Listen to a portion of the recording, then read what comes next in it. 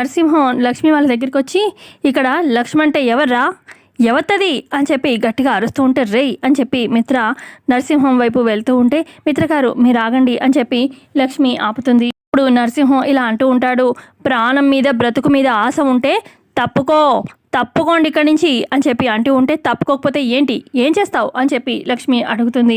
నరసింహం తప్పుకోకపోతే తప్పించేస్తాను అని చెప్పి అంటూ ఉంటే, అప్పుడు మిత్ర అంటాడు, తను నా భార్య, నేను తన వెనకాలన్నాను, తను ఈ ఊరి కోసం నిలబడుతుంది, తన కోసం నేను ఎప్పుడు పక్కనే ఉంటాను, నువ్వు ఏమీ చేయలేవు ఈ ఊర్లో వాళ్ళని అని చెప్పి మిత్ర అంటూ ఉంటే, ఇటు పక్క అక్కడే దూరంగా ఉన్న మనీష, ఏంటి నా భార్య అది ఇదని చెప్పి ఊరంతా గట్టిగా అరుస్తున్నాడు మిత్ర అని చెప్పి కోపంగా చూస్తూ ఉంటుంది మిత్ర వైపు మనీష.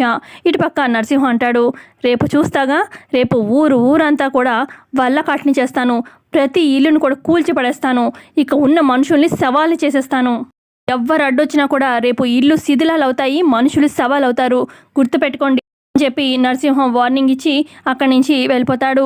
మరి మిత్ర లక్ష్మి ఏం చేయబోతున్నారు అనేది కమింగ్ ఎపిసోడ్లో తెలుసుకుందాం. వీడియో నచ్చితే లైక్ చేయండి.